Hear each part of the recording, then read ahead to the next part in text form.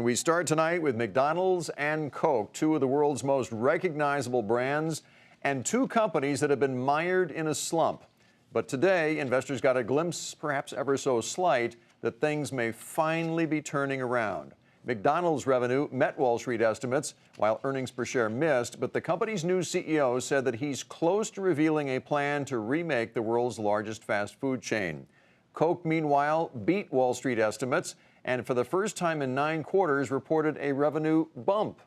Investors liked what they saw and heard. They sent shares of both companies higher in today's trade. Sarah Eisen has more now on the signs of progress and the challenges that still lay ahead.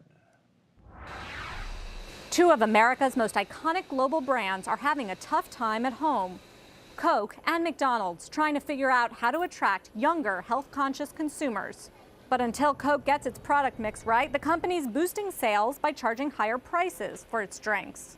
Still, beverage volumes sold around the world only rose 1%. They were flat in North America.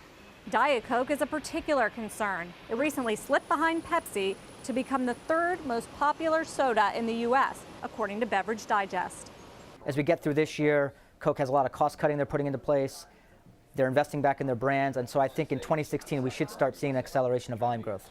McDonald's is also finding it hard to appeal to the younger generation. For the quarter, global sales at restaurants opened at least a year fell 2.3%. It was even worse in the U.S. as traffic slowed. But investors were optimistic, as the newly minted CEO Steve Easterbrook says he's working on a turnaround plan. To Easterbrook's point, I think that certainly simplification is the starting point to a turnaround for the story. Reduce the number of SKUs, even past what they've committed to. Go after fresher ingredients, because that is something that commands pricing power in today's environment. I think that's a good starting point. Again, it's not going to turn around overnight. We're still living the Don Thompson results at this point in time, because any menu or marketing change would take 12 to 18 months to get through the pipeline. Whatever it is Easterbrook wants to do is not what's showing up. So what we think is a critical aspect of the McDonald's turnaround story is getting the franchisees to buy in and hearing what it is that they want. That's critical. It's paramount to the McDonald's recovery and success. Another shared concern, the stronger U.S. dollar, which is hurting nearly every American company that does business abroad. The bottom line for Coke and for McDonald's, both iconic companies that need to find a way to appeal to millennial consumers to drive growth again.